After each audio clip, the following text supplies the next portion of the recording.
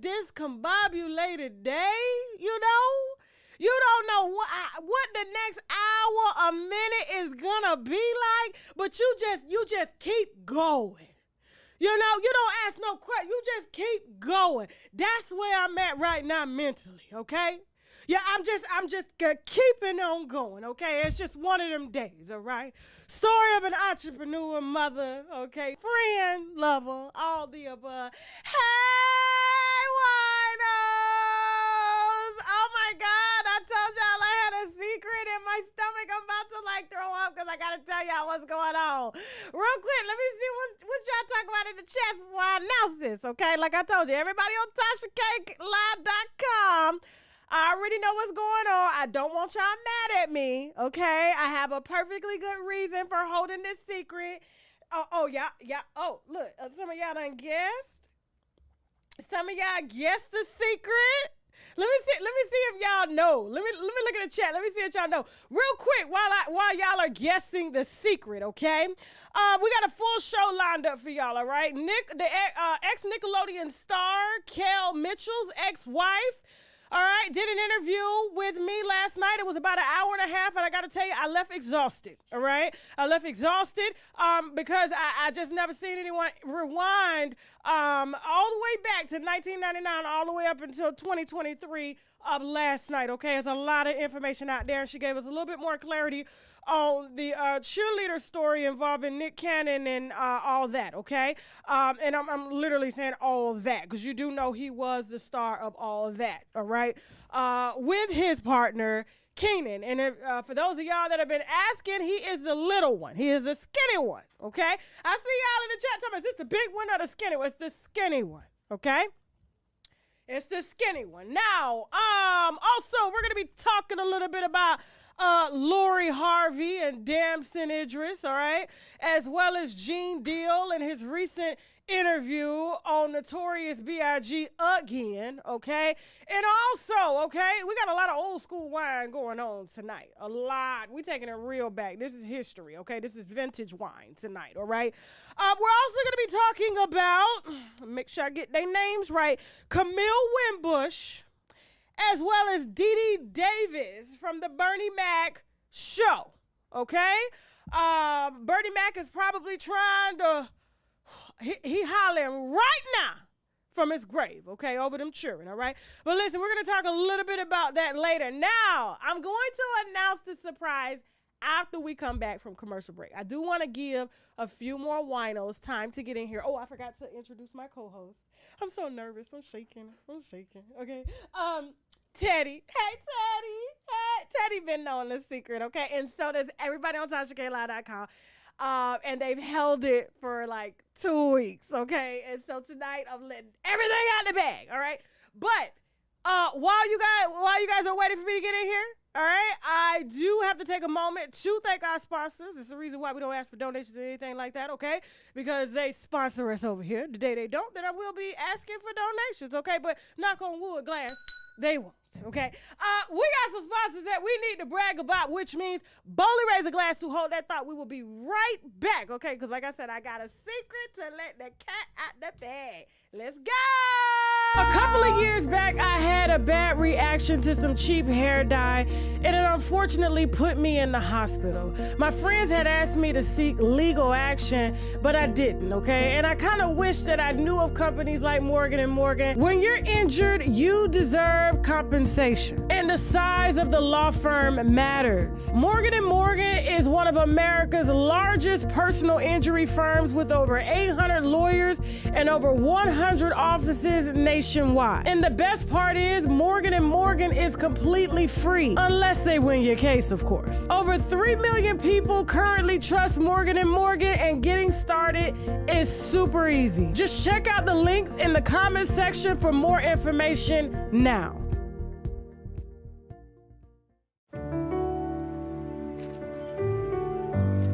This one feels different, but it's definitely still some kind of love letter. Perhaps you have a secret admirer. Ooh. Do I want a secret admirer? Yes! There is a common theme. Each of these talks about a shared past. So maybe it's someone from your past? How about you stop by the school sometime? I can show you our old lockers. These ones, comparisons to life at sea. I think maybe it's Dr. Grant. I think she might have gotten into something in the bar next door. Try baking soda in our diet. Thanks for the tip. It'll probably save us quite a few trips in to see you. Maybe next time I'll keep my home remedies to myself. That's the 13th letter I've received. So it could be either of the two men? Or someone completely different. Well, anything I can do to help? You want to help? Can't a person be neighborly? This love letter thing you two were talking about, it's fascinating. I'd love to do a story on you for our upcoming issue. Let's see if this article helps us solve the mystery.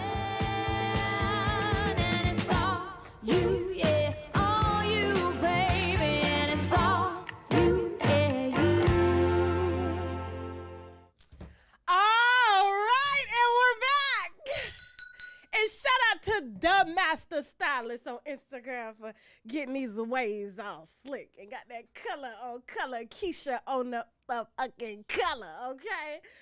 Because our Lord knows I was allergic to color. I don't know how she made me unallergic, okay? Now, real quick. So, the announcement is... let me see the chat to see if they guessed. Let me see the chat. Y'all always like calling me pregnant because I'm fat. That ain't funny. For real. I ain't having no more children. Okay? If any more children show up in my house, they're either going to be grandkids or they're going to be from Africa somewhere. Okay? I am not pregnant. I'm shaking though, but I ain't pregnant. Damn. I can't. Every time somebody say they got a surprise or something, y'all talking about congratulations. But y'all can congratulate us on... our first exclusive live on stage wine and other comedy event going down in Atlanta, Georgia, March 8th, okay? 7:30 p.m. Eastern Standard Time, dog. Hosted by me, of course, okay? And Teddy. And y'all, so hit the wine glass on that. Now, I know y'all need some information. Let me give you some information real quick because I'm shaking, all right? Now, the reason I held it so long is because on TashaKLive.com, they pay, the winos pay for exclusive everything, okay? Just like they got this interview that y'all gonna see tonight, exclusive. We've been exclusively, as you just saw, streaming movies and TV shows, okay? We are not in the game, just like Netflix, Hulu, all the other ones, okay? Ours is geared more towards urban content, independent content, stories that relate to us, that tell our voice, okay? So we got a lot going on TashaKLive.com. Now, here's the thing, okay? The event is only 2 weeks away, all right? And Atlanta gave me a voice. Atlanta gave me a platform. I'm going to start crying. I am. Okay, the reason I gave them 2 weeks, because we announced this over 2 weeks ago, is because, like I said, they pay for everything first, all right? And we wanted to give them time to go ahead and get everything situated so that they can make the event, all right? And so today was the last day for them. They did buy up almost half of the tickets, okay? As well as almost all the meet and greets. However, we have set aside 250 seats for everybody else, okay? All of the winos worldwide. I do understand that not everybody can subscribe to TashaKLive.com. I get that, okay? This is not what this is. But when people go the extra mile to actually pay every month consistently, and you know, they support the content heavy, we get, those are the exclusive perks that you get on TashaKLive.com, okay? So please forgive me on that part, all right? So, but as well as for everybody that's watching now, for those of y'all that want to join, okay? Winos are all staying in the hotels under the hotel rate, the same hotel. You don't get that hotel unless you book. The link is located below this video in the description box. Like I said, we only have 250 seats left, okay? 250 seats left. This is a wine and comedy event exclusively with me. It's not going to be anything like you've done before here. I mean, well, yeah, it's like a host of everything, but we've been working months on this event, okay? And so listen, They're going to be dropping the chat because I can't promise you because we're not holding tickets for anybody. And that's what I wanted the TashaKLive.comers know is that, listen, we're going to give you these 2 weeks as, you know, as a grace so y'all can get everything together. I said, however, we're not holding tickets, okay? So you have to purchase your tickets. And then if you're flying in or driving and y'all want to carpool, because like I said, all the winos that have booked so far are all in the same hotel. I believe it's the Hilton. I ain't going to tell you the exact location, but I think it's the Hilton. I mean, there's so many Hilton hotels, but they don't get that information till they book. Yes, when you book, we will send you all the details on the hotel and everything, okay? And all the deets are there. It is downtown Atlanta, and I hope to see you guys there. So we're going to be promoting this on every single platform over the next 2 weeks. If it sells out tomorrow, then, you know, it sells out. There's nothing I could do. And I believe there's only like I said, as of right now, 250 seats left and only like 9 more meet and greets, okay? And so I love you guys. Listen. I'm going to cry right now. Like, I've been crying all day. It's been a very emotionally draining day, but all good stuff, okay? And the level of time that went into planning this for y'all to make sure that you get your money's worth and you really get to see cohesively what we've been building together, okay, as viewers and as a host, okay? We've all grew together. We've gone through so much, okay? And not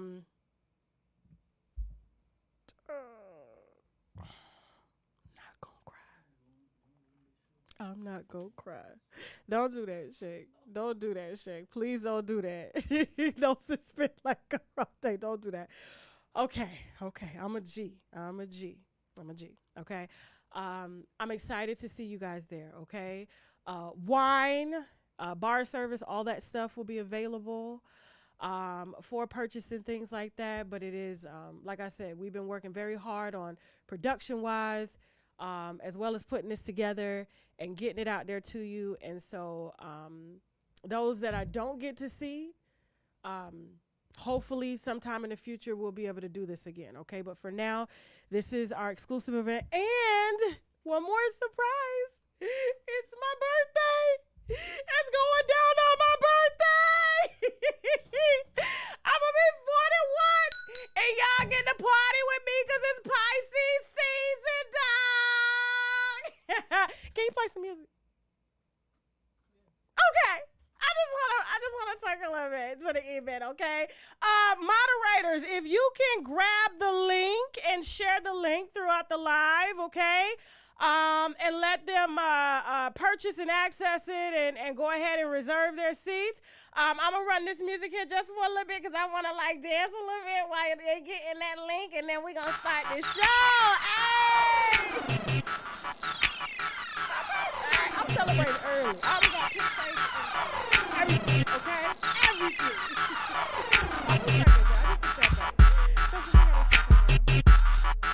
Yeah, pop. Pop me a little champagne. Oh, I'm excited. Can I see the comments while the music is going? I want to see what y'all talking about. Hey. Now, it's not my birthday today, but it's my birthday on the event. So this is an event, okay? So y'all make sure. Oh, what is this? Champagne, okay? Y'all make sure y'all get y'all tickets. Like I said, it's only 250 left. The TashaK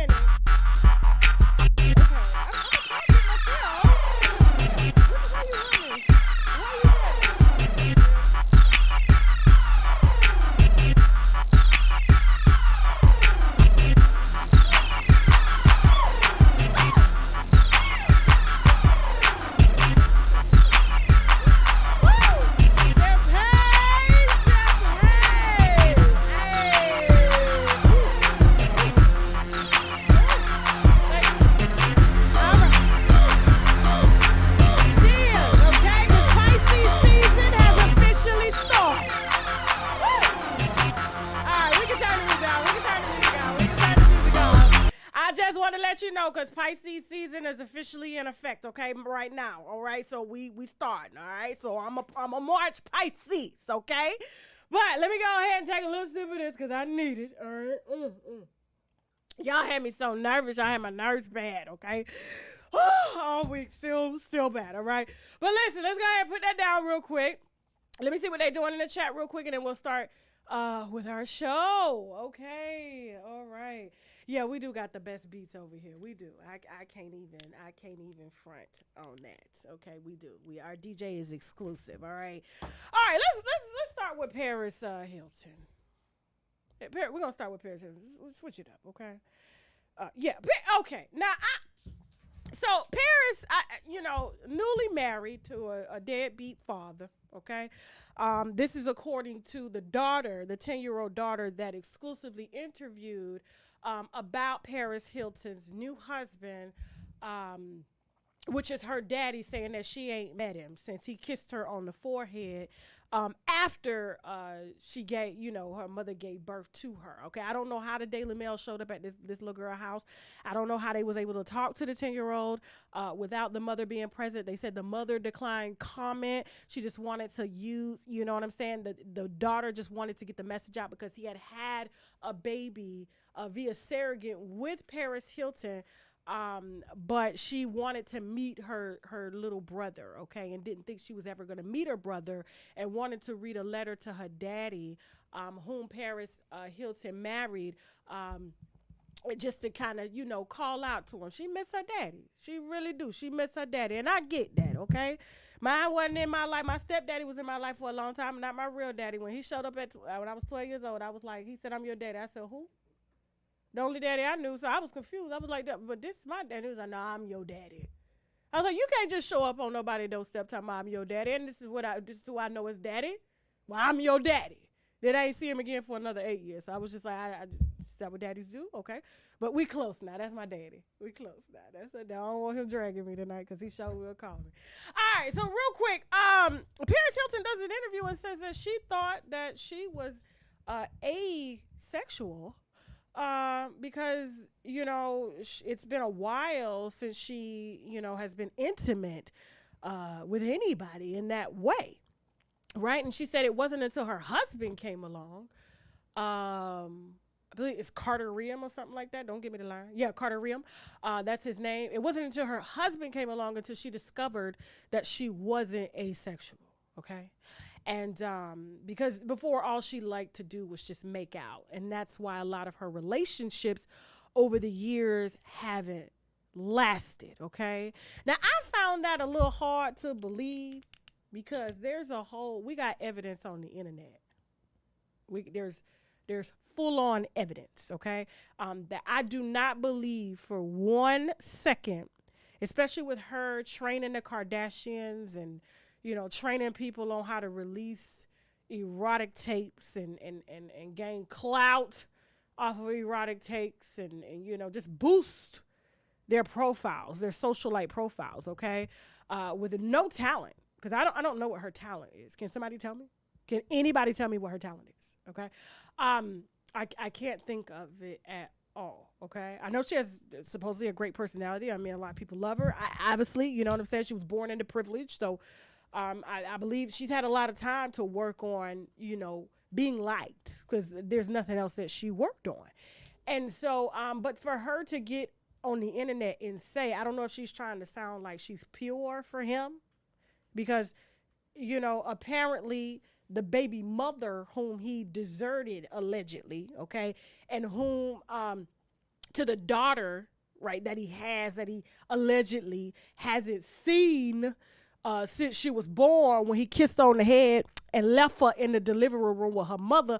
Her mother was a reality star, but the mother was sleeping with Mel Gibson at the time. And so they didn't know if he was the daddy of Mel Gibson, but then there was a paternity test done, and it was the paternity test read that he was 99.9% sure that he was the daddy, but he said, you know what, I'm just going to send a check every month, okay? So the daughter did say she get child support every month. How she sees those checks, I don't know, okay? I didn't even know my mama got child support check until I was like 25. from my dad when he called me and said they was going to lock him up for back child support if he didn't make a payment. I said, wait a minute, what? What are you talking about? He said, yeah, I got to go to court tomorrow about back child support payments for you, and your mama going to have me locked up, so can I borrow the money? I said, what the? Yeah, Daddy, how much you need? Exactly what I said. I said, how much you need? You ain't going to jail. You know, he told them a little heartstrings and everything. But back to the subject matter at hand. I don't believe for 1 second that she was asexual, okay? I believe she liked a lot of sex, you know, but I don't believe she was asexual at all, okay? Michael Jackson, in my opinion, was someone who we considered asexual, but Paris Hilton, absolutely not. When we have a whole evidence entered into evidence, okay, of her busting it wide open. Who was in the tape again with her? Who was in the tape? Because there's a whole, like I said, there's a whole tape up on the internet right now that we can all Google, okay? That, you know, just demonstrated what asexualism is not. And it was definitely no making out, okay? It was no making out at all right? We even interviewed the actual sex tape broker, okay? Who helped to facilitate this particular tape and even gave, you know, Ray J and Kim Kardashian, whom she helped train, you know, their boost, okay? So she was help training people on how to get it done. I just think she just kind of wanted to, you know, just to appear to her husband because he likes his women pure and he don't like to guess if he's the father or not or anything like that. He just wants to know that he's the only one down there and she's making him believe that he was. But like I said, we could Google her right now and see exactly who was all down there, okay? So, moving on.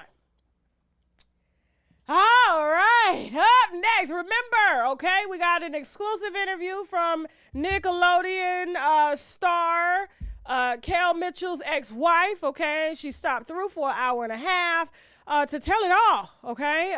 It's a lot that she's alleging, okay, according to her, heavily, all right?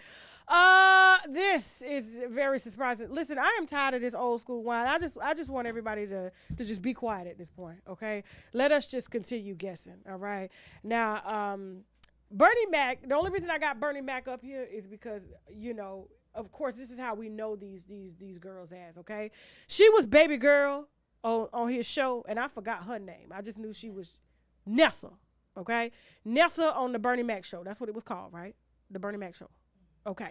Nessa. And Nessa was always bad, and so was baby girl. You know what I'm saying? So when you hear, you know, and I'm only leaving him as a reference because he ain't got nothing to do with these children because they're not his children, okay? They're not his children. Everybody's on social media making it seem as if he somehow parented these children, but no, he employed these children, okay? They were child workers, all right? They've been working since they were children. Nessa has done a few Lifetime movies, okay, since then that we will be, you know, streaming on TashaKLive.com, all right? A nice little deal with them, you know. And, you know, I haven't seen Baby Girl. She's beautiful. Don't get me wrong. She's a beautiful little girl. Both of them, these women are beautiful, you know, because they're women now. See, we used, because they was on TV for so long, I believe it was almost 10 years if I'm not mistaken, or more, because they grew up with us. You know what I'm saying? Well, I was already grown watching them, but you know what I'm saying? We grew up. So I know it's hard when y'all see that Camille Wimbush here and Dee Dee Davis joining OnlyFans. Okay? Now, I got a perfectly good explanation for this, okay? Bear with me, because I know a lot of y'all are thinking, what would Bernie Mac say? What could he say? What could he say? He's not their dad. He's not their parents. Like I said, he benefited, okay, in a legal way, very much off of child labor, okay? Gave them, they worked so much, they didn't even go to school because they was recording so much. You have to understand what goes into being a child actress or actor, okay? They don't live normal lives. And he branded them as Nessa Girl and Baby Girl. They probably still get called that today, and that's why whole social media is in an outrage because Nessa Girl done talked Baby Girl into subscribing to OnlyFans, okay? And when everybody had something to say about it, Camille tweets, "The trolls are hungry," Okay, and I got a perfectly good explanation for this, okay? Bear with me. We're going to get to the point here. The trolls are hungry again. So here's some food for thought, she says. I've never been arrested, never been on drugs. I don't have any baby daddies. I pay all of my taxes. I drink water, and I mind the business that pays me. And then someone tweeted, Bernie rolling in his grave, okay? And then Camille, Nessa girl, goes on to say, if the most scandalous thing strangers can say about me is that I took some sexy pics as an adult and made a couple of mil in less than 2 years, I think I'm doing all right as a human in today's society, okay? Now, I'm going to be honest with you. There's a lot of actresses that have taken different roles, like the girl from LL Cool J's sitcom. The role that she took was crack, okay? Who else? Man, don't even get me to naming all these child actors, and this is all they know, okay? And when they're not working because they're no longer children, they have to figure out how they're going to continue a lifestyle that they've been accustomed to getting, okay? And so everybody is always lusted over them, okay? Even as children. Very disturbing, but that's the reason why she's able to say she made a couple mil in the last 2 years, because people wanted to see how Nessa girl grew up and baby girl grew up, okay? Because these are characters that were branded. They're not characters anymore. They're real women who have bills to pay, and they're located in one of the most expensive states in the entire United States, California, okay? And so, not that I agree with them having to go to OnlyFans, but if they got to get a quick bag and it takes a quick 2-3 years to get it so that they can reestablish themselves because the Lifetime movies ain't coming through, the video vixen gigs ain't coming through, the bottle girl gigs ain't coming through, half of that stuff, you got people roommating up to 3-4 people in a $3,200 apartment.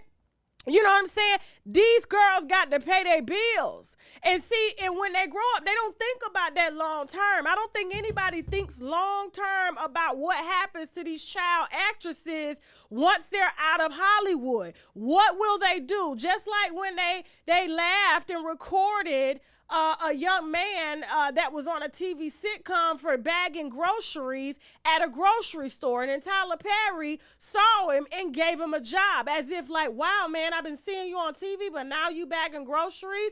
You know what I'm saying? And there's nothing wrong with bagging groceries, but it's the world and how they perceive them, because Hollywood done used them up. They don't own them no more.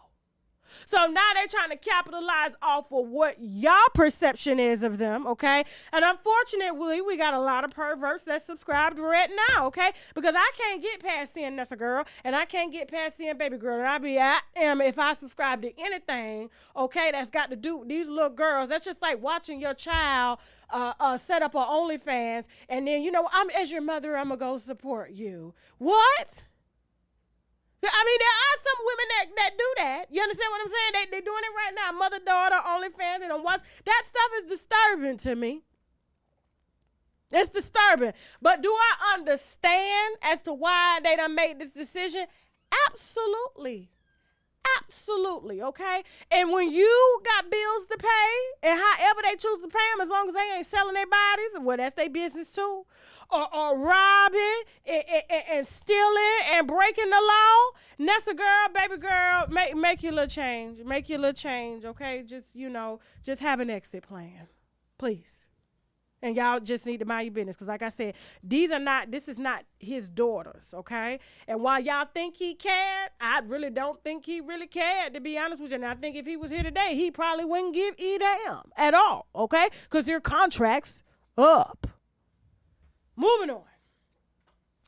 Woo! All right. Oh, my God. Speaking of contracts. All right, so I saw the most disturbing form of PDA, public display of affection, from these two, okay? And it had nothing to do with the red carpet, okay? To me, their energy is awkward. It's always been awkward.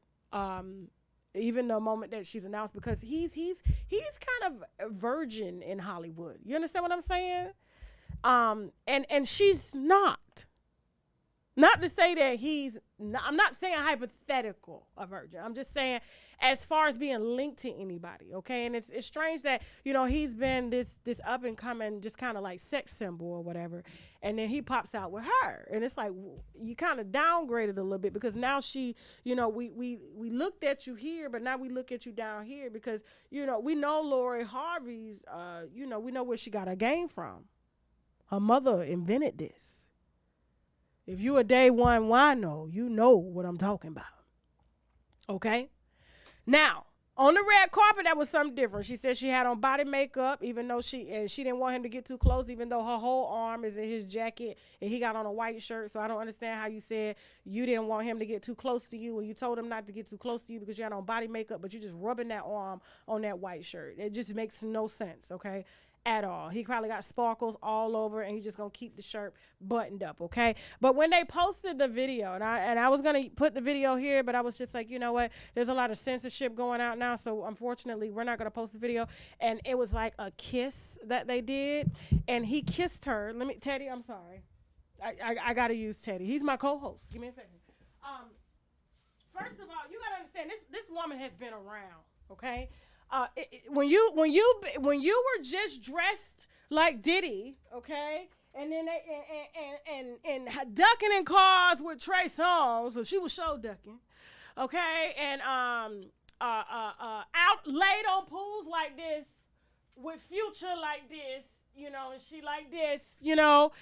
And then I'm just thinking of everybody that she ran through. And then you're getting off jets with Michael B. Jordan, you know, and having him wear your little skincare, makeup and cleansers and everything. And then you got him, and we didn't even, you know, we just had a certain persona of him, you know, because there's some really nice attributes. He's African, you know, he's British, he has an accent, and then he just wows you with his performance in Snowfall?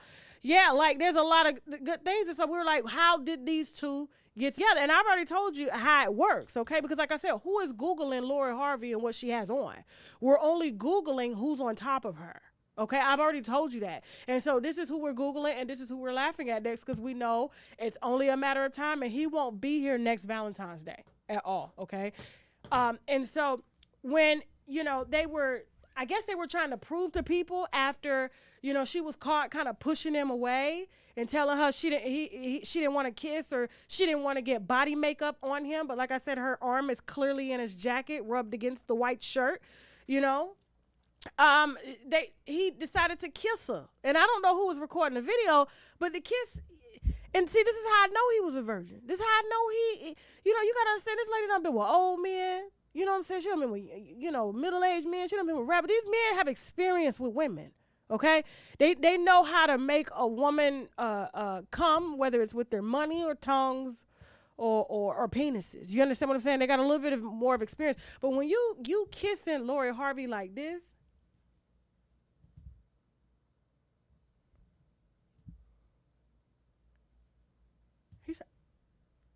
and she just kind of, the video they posted in black and white, because I was like, I don't think he's ever kissed a woman before. Because first of all, he too young. You can't tell me right now, he too young. I don't even think he understands the anatomy when it comes to making a woman come. And when you kiss like this,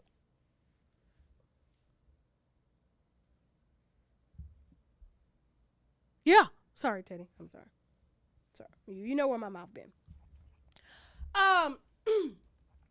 You can tell. She's telling him, Teddy, I'm sorry. Right there. Just like she sashayed him away from the red carpet. Talking about get away. We ain't doing this here. She doing this here down here. Right there. Right there. To the right there. Listen, I'm gonna work with you. I get it. You knew at this, but you have to understand. I have had my coochie ate by billionaires. Okay, so you can't be right there. Listen, I'm gonna be patient with you. Damn, I'm gonna be patient with you. Damn, but you can't lay your mouth on the cooch like you ready to. That's not what this is. You got to close your mouth, okay? There's a difference in what you're kissing and what you're going for, okay? Because when you go mouth wide open, that tells me you have experience elsewhere, okay? You just got to look at the video. You just got to look at the video. Let me put Teddy back here for a second, okay? And so, and listen, my own mama told me, my own mama told me, especially when I lost my little virginity, she was like, first thing she asked, she was like, listen. She said, was it good? I said, Mama, it wasn't. She was like, yeah, it don't start getting good till your late 20s. I said, that long?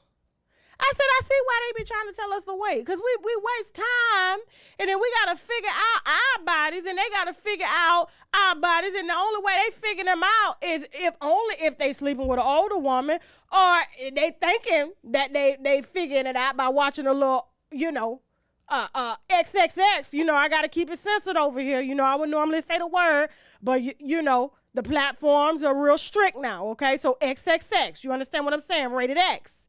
So that's where he's gotten his current information now, and she's currently teaching him, because I don't think anybody else in Hollywood has the patience for her. And if she keeps down this road, you know who she's reminding me of? Amber Rose, Black China. The older she gets, the more she dates, the more contracts she has to help boost her social status, the more perceptions we got of Lori Harvey, the younger these guys are going to get until she's 30 and they're 19. And then guess what? Nobody's there to pose.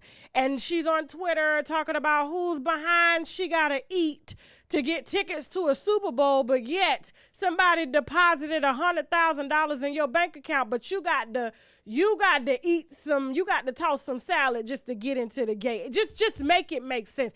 This is where this is going, okay? Everybody's laughing at him. I don't even think he sees it. I know she giving him instructions.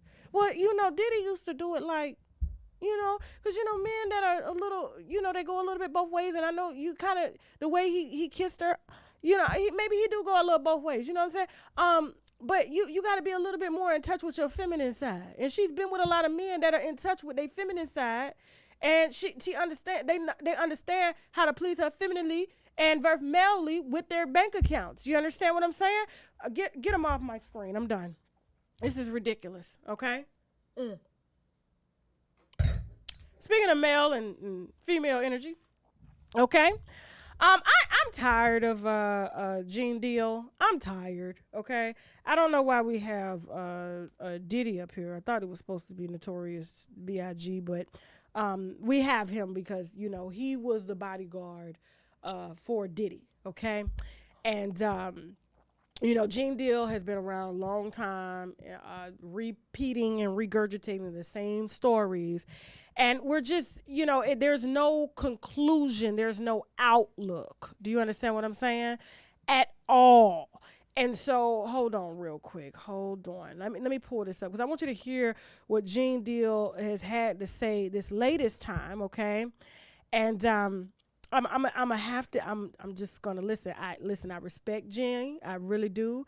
I get it, but I've just never seen anyone be a long-term a bodyguard to some of the biggest artists out here, and then they have a career 30 years later still talking about being a bodyguard, but they not a bodyguard. It's like he's still living mentally as a bodyguard.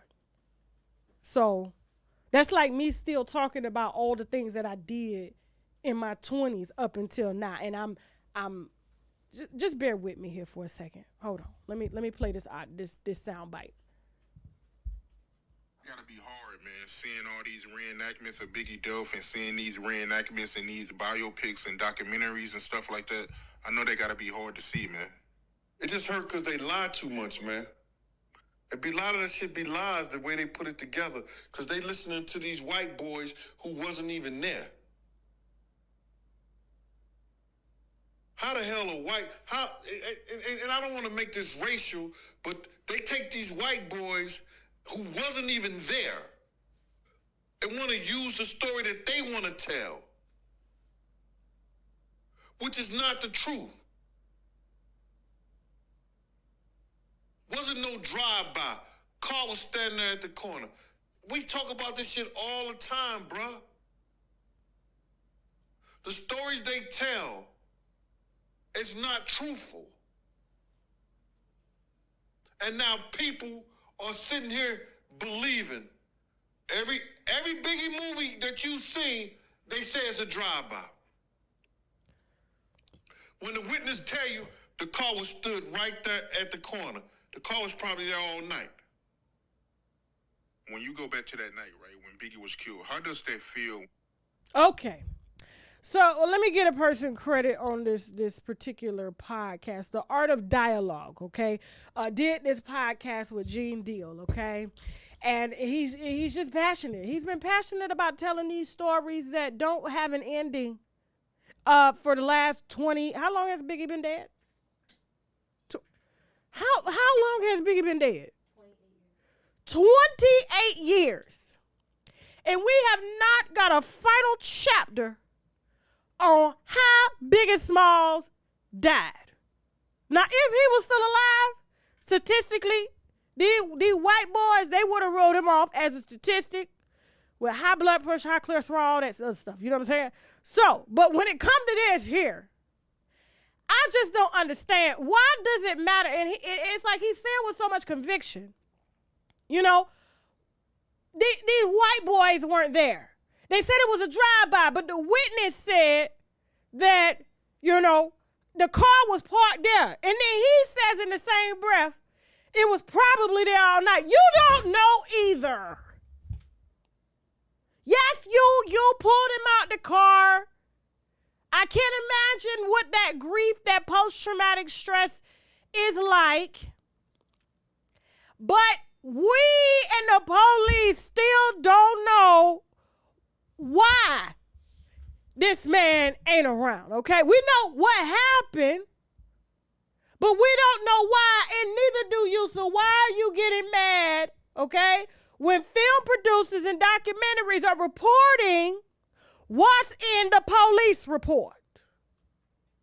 What the witnesses said they saw. And frankly, why are you the only person on the internet still getting upset over how this man died 30 years ago? And his mama got to constantly relive and watch this from you, and nobody has cracked the case. Nobody. Come on now. We got to let it go. Now, he said he was writing a book. I ain't seen the book. Man, he need his job back with Diddy at this point. At this point, he missing. He missing him, and he missing a check at this point. And he still sit there like he a bodyguard too. He was sitting in an interview like this. These cats lying. They lying, dog. They wasn't even there. These white boys. Sorry, it was these white boys that came to look at the crime scene, okay? It was these white boys that wrote up the police report and the examination. They did the autopsy and everything, okay? That's where they're getting it from, okay? Unlike a lot of us, okay? We just go off of rumors a lot of times, okay? But, you know, these white boys will pull a police report and they will make a movie to it, okay? Because we ain't making movies no more to our own stuff. They are. So that's why they regurgitating it like that. And furthermore, ain't nobody called you and you was an eyewitness. That's what you should be mad about, is why they ain't got you. Because, I mean, you still could really act in some of these movies and stuff. Because you sitting there acting like this 30 years later as if you still in bodyguard position. It just makes no sense. He needs to be a bodyguard just like Debo was in Hollywood at this point. Because we tired. Don't nobody know. We ain't going to know. Until maybe he turned 95, just like Emmett Till. And then guess what? When they do find out who did it, they're going to let him die in a nursing home. Okay? Even though we know why. We know who did it. We know. All right, real quick.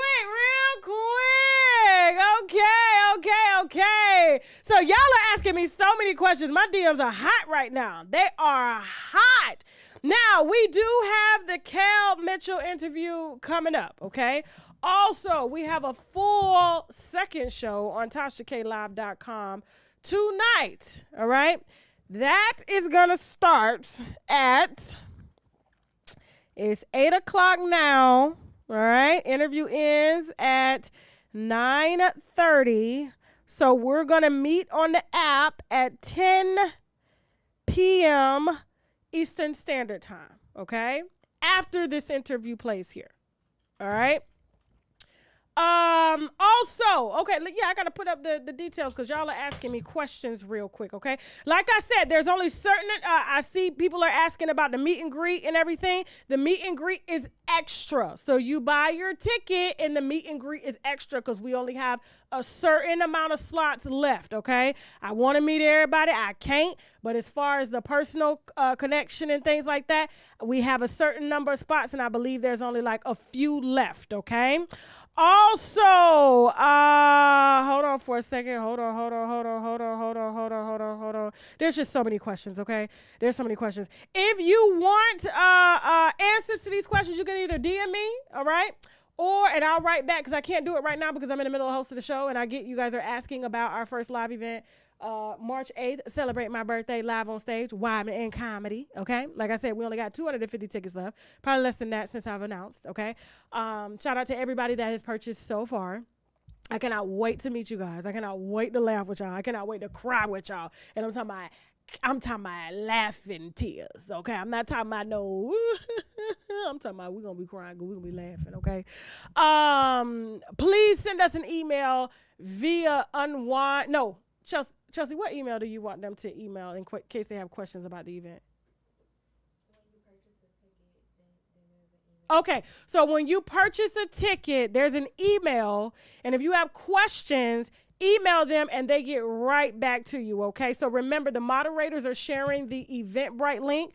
Like I said, when I announced about 30 minutes ago, it was 250 seats left because TashaKLive.comers, they bought almost half. Okay, if not more. And so once those sell, that's it. All right. So, like I said, I look forward to unwinding with y'all live. Okay. And it's going to be some good quality. All right. Now, real quick. Do you want me to go to commercial or no?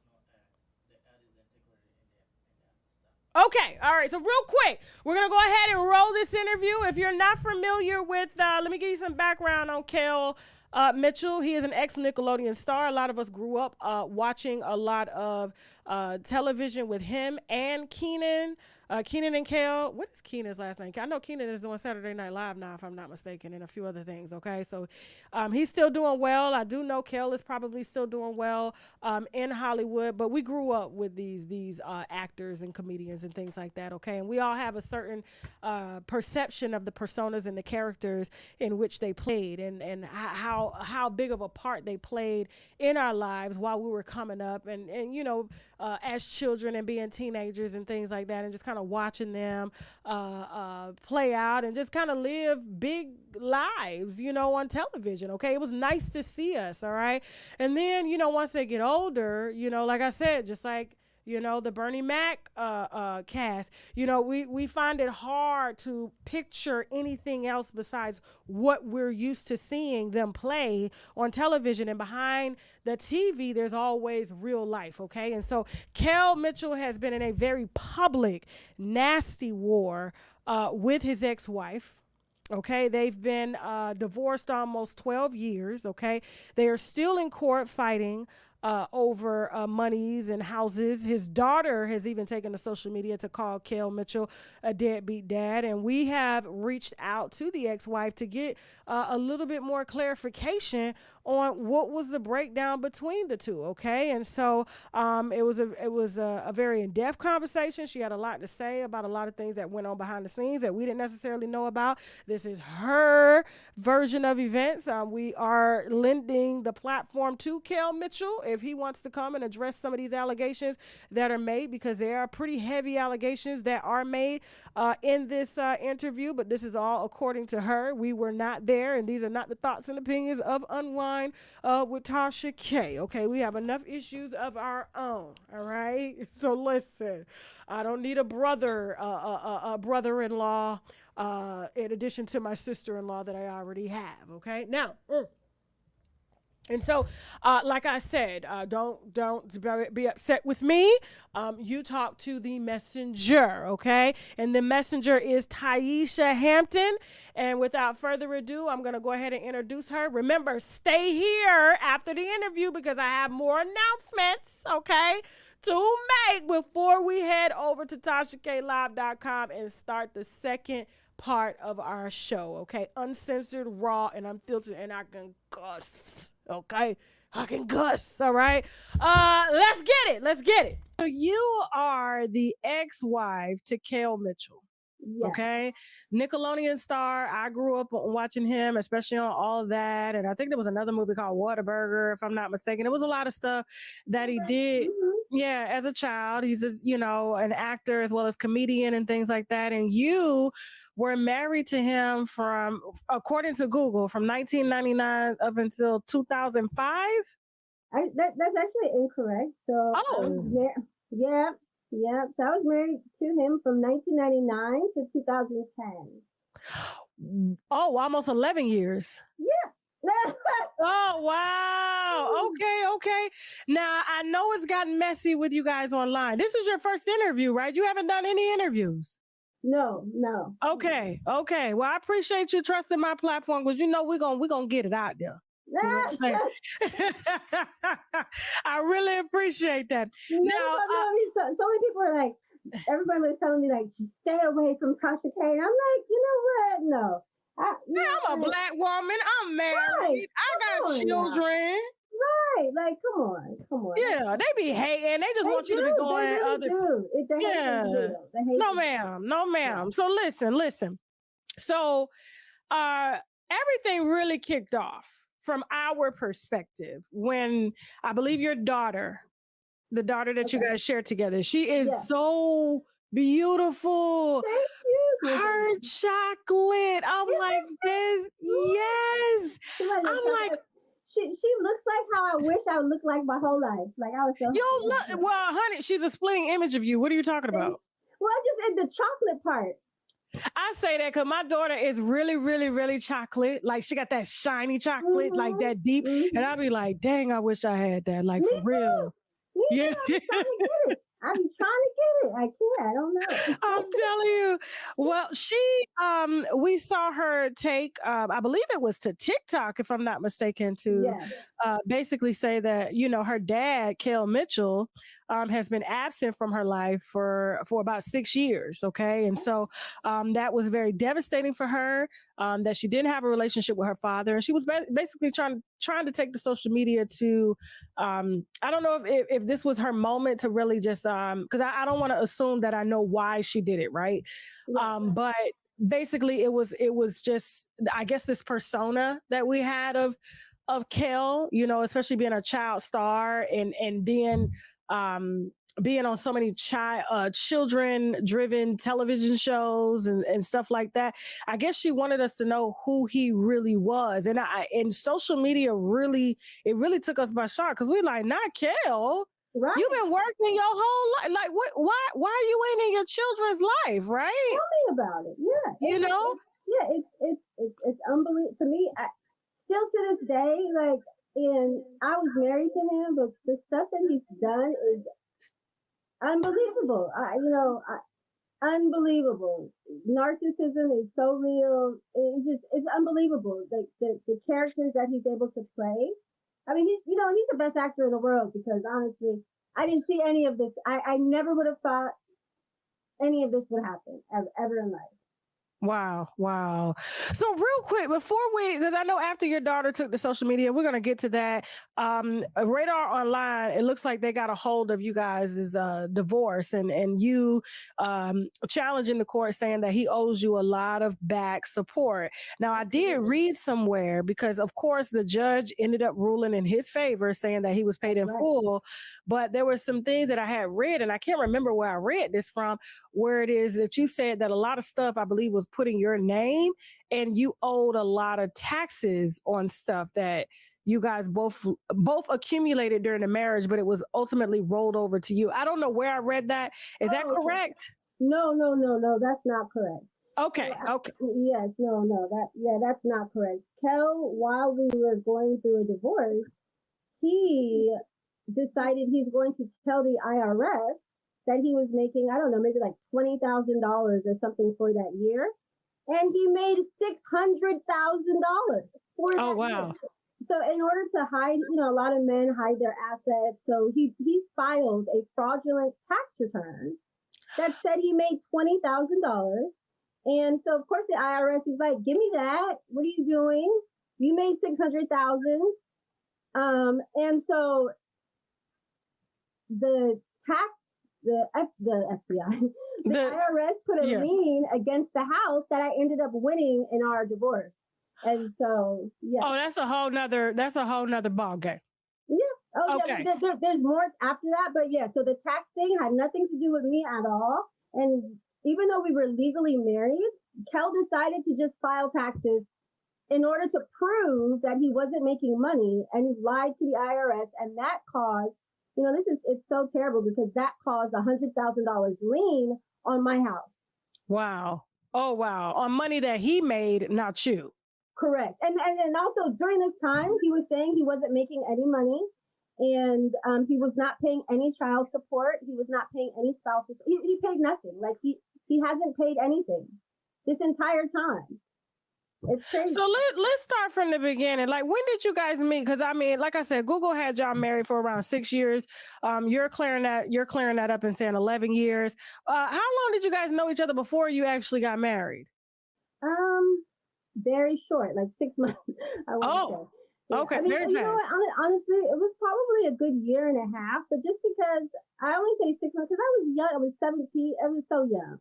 So like we knew each other for about a year and a half, but like I just turned 18, so it's like. Well, how old was Kel? The same age. Oh, okay. So he was 17, turning 18, and so were you. Right. Oh, wow. Okay. All right. So now I'm putting it, because I was like, wait a minute, hold on now. I was gonna say, I know Miss Man ain't, a lot of times these children actors, they like kids too. And I was just like, hold up now, wait a minute. I was starting to do the math, okay? Right. Yeah. No. Okay. So you guys got married fairly young. Now, was it because what made you guys get married so fast? Well, I was extremely religious, and so I believe that you shouldn't have sex until you were married, and so that's what I told him. Like, yeah, if he wanted to have sex, and I'm like, well, we got to get married. He's like, okay, well, I'll propose, and I'm like, I mean, I really honestly didn't really believe him, honestly, but like I want to say within the first, I guess, I think like the first day that I met him, he was like, I'm going to marry you. And I was just like, this is crazy. This is insane. But I just went along with it. Like, hey, but we did end up getting married. Now, you favor your daughter. So I can see, if you look like your daughter back then, I could see him being a young boy like, this is going to be my wife, because back then, the chocolate girls was really coming in with the Kenya Moore and all those ladies, you know what I'm saying? And so your daughter, like I said, you and your daughter look like y'all, I could tell, like, you was pretty, you still pretty, So I don't see, anything wrong with that, but I just wanted to make sure. So it was, y'all were both children at and you were essentially creating a home while trying to grow up and be kids. Absolutely. Now, when did your first baby come along? 18. Oh, shit. You was not playing. Very sick. I mean, it's horrible. I mean, I almost died. It was terrible. Like, I almost died. My child almost died. Like, this is why it's even more just crazy, because So I have sickle cell. Well, I have sickle beta thalassemia. So I knew that pregnancy and everything was going to be difficult. It was going to be hard, and I had been in and out of the hospital my entire life, and so it was a huge risk to even have a child. Like it was a huge risk. So just for just him knowing that and him being there for all of that, and to have it be how it is now, it's crazy. It's crazy. Okay. And so when did your second baby come? How soon? Like 3 years later. Okay. So And that I was 21 with the house, taking care of all the bills, taking care of everything. Married. You were. 2 kids. So he wasn't working. He wasn't like famous at the time. He wasn't working at the time. Well, he what happened? He actually just decided, like, he just wanted to leave the show. Like, he just wanted to leave Kenan and Kel. No real reason. Oh no, there was a reason. He wanted the show to be Kel and Kenan. Like, he wanted to sign on for the new episodes, but he wanted to rearrange the name. And I'm like, I don't think they're gonna do Oh, so it was Kenan and Kel. I do remember that, because I was just like, what do you mean you was paying all the bills and stuff? He wasn't working, and I'm thinking I've been watching him since I was a child. So yeah, no. You know how these networks be doing us, okay? yeah. Yeah, these networks are horrible. He was, at the time, he was supposed to have been making $600,000 for the year. But because of, the fact that his parents, even though his parents were college educated, I guess they were just really didn't know anything about the industry. And I remember I was 18 and I was reviewing his contract, and I was just like, oh my gosh, no wonder, because he was making $600,000, but at the end of the day, he would only be taking home like $160,000, and I'd be like, where is all this money going? And sure enough, all throughout that contract, he was paying for his plane tickets, paying for everything. So he thought that the studio was taking care of all this stuff, and of course they weren't. He was getting charged for that, like ridiculous amounts. Like Sort of like how they was doing a lot of these record label artists and stuff like that. Worse. I really feel like it's worse because, it's like your work is like a record. You make a record and you go do shows. But if you're doing a TV show, it was like he had to do Kenan and Kel. He had to do all of that. He also had to film these mini movies at like however many they wanted. Like there wasn't like a set amount. So he's, filming all of this stuff for $600,000, and he really wasn't making it. And it was getting taxed the heck out of. So he's getting taxed on $600,000 on top of that. Plus, they were taking over half. Wow. Okay, so he ends up leaving the show, because I do know the show did end because he wanted the name to be swapped. Yeah, it did. I just want to be clarified, because I've heard Kel say before that the show ended, like he was surprised, like it ended, and that's just a lie. They wanted to continue the show. Kel decided that he doesn't want to do the show anymore. To me, I just felt like he's like, I don't want to be associated with Kenan my entire life, and I was like, it's a little too late now. It's a little bit too late for that. So he wanted to go off and be his own, or be the lead, because it was always Kenan and Kel. Right. Yeah. Okay. All right. So Kel and Kenan. I mean, he was still very influential in a lot of us, in a lot of our lives and stuff. So I don't see why he would do that. But I guess we'll have to ask him that question. So, he's not working. So now all the responsibility is on you. How are you able to afford all these bills, being that you guys are living off of the money that he was making, and then he left the show? Like, how are you able to take on that responsibility with a child and newly married and him out of work? Well, so I had money saved. So I had been acting for a long time. Okay. Doing a lot of commercials and different stuff, which is my favorite thing to do is commercials. Okay. You're there for like a day, and you make, between $300,000 to $500,000, depending on the commercial for the year. So, my plan was to go to college and do other stuff, but I ended up spending my entire inheritance and the money that I saved on Kel. I had 2 birthday parties. I mean, I just spent so much money trying to make him feel better about everything, like his own decisions, because honestly these were like his own decisions, but I wanted to be the supportive wife, as supportive as I possibly could, and so I spent my money, and then after my money was spent, then my son, who had done some commercials as well, then Kel spent his money. Then he spent my daughter's money while we weren't together. But the times that we were together, my family helped out a lot, and I used every single penny that I had saved on my own to fund our lives.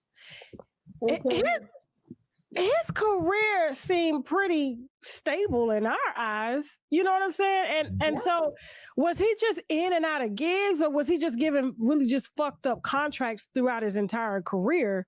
Well, the problem is that, like I said, like he was making $600,000 on paper, but he wasn't bringing in $600,000. So he really didn't have any money saved. So the money that was, like, we split the house 50-50. So I paid for the house, he paid for the house. So we bought the house together a little bit before we got married. And he really didn't have that much money saved. Okay. I see what you're saying. Okay. Whew, this a lot. It sounds stressful already. And y'all like 18, 19, 20 with all this 21. debt. I'm debt, getting in debt, and I'm still trying to, he wants to, like, do other things. And so I'm like, forget it. These people don't, obviously, they have typecasted you, similar to Urkel. It's like, just this is just how the industry works. Like, it just works like this. So I'm like, so you already knew this. You already knew that they typecasted you. You already knew this. So it's like, you got to make your own stuff. So what I did was I wrote a script. I had never written a script before. And I wrote a script and I got it sold to Warner Brothers. Actually, the producers of Martin picked it up, and we were supposed to film a TV show about us getting married. So that was the first thing that I did, and then I just started writing. So I actually wrote. There's kind of like do you remember Weird Al Yankovic? Well, say that again. Do you remember Weird Al Yankovic? It doesn't ring a bell. Okay, so there was this guy, his name is Weird Al Yankovic, and he would do parody of music videos. Oh, okay. So then I said, hey, you know what? Let's do some parodies, because there was only Weird Al Yankovic. He's the only person that I've known that has ever done like parodies. Yeah, I'm sure a lot of people watching the interview will know, but I didn't watch him, so I'm not going to sit here and pretend, like I did, yeah. So, so I created Kel Videos Live, which it's actually out. You can actually purchase it, and that would be awesome too, because I got us a 98% royalty deal on that. And then actually, after Kel Videos Live, then I produced and wrote Gangs, which is a movie that myself and he and I starred in. And actually, from that movie, I got us a $10 million deal to produce one film a year. So every single year for the next 10 years, we're supposed to produce one film. So that's $250,000 per quarter. Like, I worked so hard to do this. Then I found out that I guess he was cheating, and this girlfriend, whatever that he was talking to, whoever was telling him, you shouldn't be a B actor and all this stuff, and you shouldn't go to video. This is back in the day when there was video. And I was telling, because my background is in computer science and math, so I'm like, look, nobody cares. This is when streaming just came out. It's like, nobody's going to care about the videos. Nobody's going to care about that. But he was cheating. He wasn't listening to me. He was a mess. Have you been searching for the right products to help keep your dreadlocks from falling out? Well, D Natural Locks has everything from a deep cleansing, clarifying shampoo, hair and scalp oil, and a hydration lock spray to help keep your locks deeply moisturized and growing. Their hair growth oil, like the Supreme Scalp Elixir and Lock and Twist Gel, help to keep your locks from unraveling. And don't forget to add the foam mousse to keep your locks tight and edges right. Their dry shampoo is perfect for your daily use and keeps your locks from holding and perspirating unwanted smell. Purchase now at dnaturallocks.com, and don't forget to follow D on social media at dnaturalhair, and stop by her salon when you're in Houston, Texas. Hello. How is the most wonderful, beautiful, and understanding wife in the world? That depends. Who is this? Your husband, who has to go to a press run tonight. You just lied to your wife. again.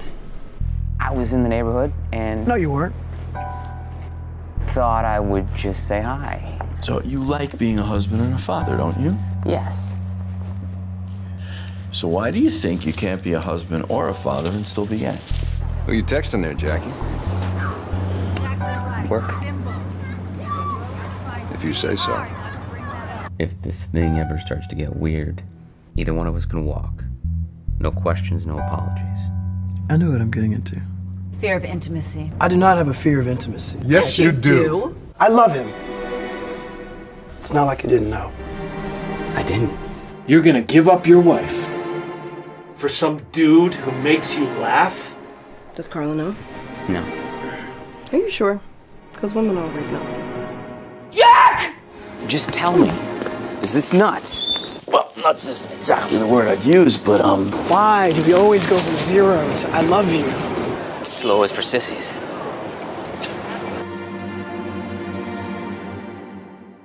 Cheating. I mean, did he cheat with any other childhood actresses, or it was just randoms? You know what? So, and I know this may just sound crazy. Yeah. To a lot of people. But like I'm just always in the viewpoint that, you know, like cheating is part of a relationship. I know. Okay. Not that I wanted it to happen. No, it's okay. Y'all were super young. Yeah, we were young, so it's not like I never expected him not to cheat. It's just that I expected him to let me know, because like if I'm married to you, I should know about whoever you're cheating with, not like these women shouldn't know about me. You're going to lie to me and tell me you're not cheating, constantly accuse me of cheating, but then you're going to be cheating the whole time? Like, that was crazy. Yeah. That's crazy. Wow. Okay. All right. So, I mean, like I said, I ain't gonna hold him to that, because I mean, like, you guys were super young, and y'all were children when you got married, and so that was a stage that he had to go through and stuff like that. Right. You know, so I totally understand that, not holding him to it. Now, when did you guys? Was the cheating the breakdown? Is that what led to the breakdown of your marriage? No. The what led to the breakdown was abuse. The physical abuse. Oh yeah, Kel was very violent. Kel was extremely physically. There was so much domestic violence. It was crazy. I had to go to my parents' house at times.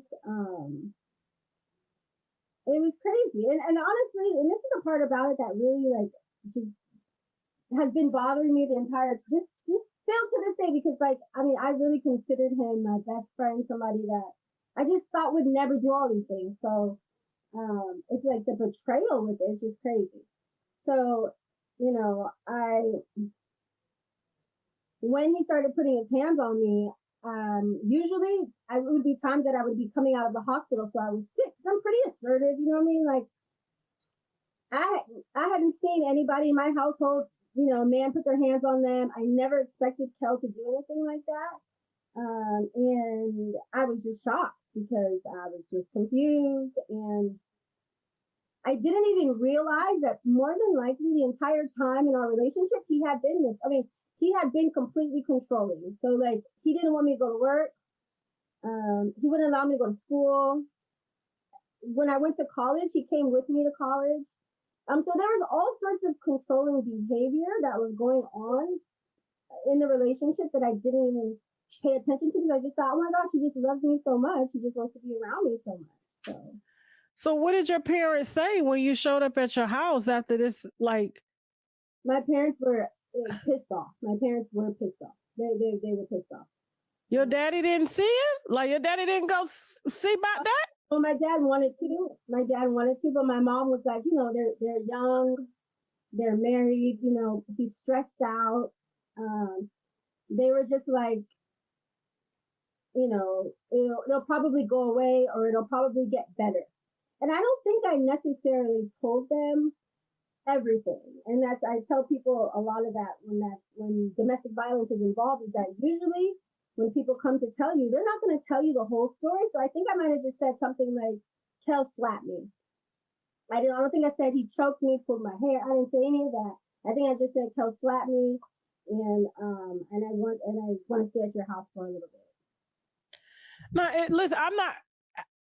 this is really like, these are some really, like Kel is like Kel, right? In our eyes.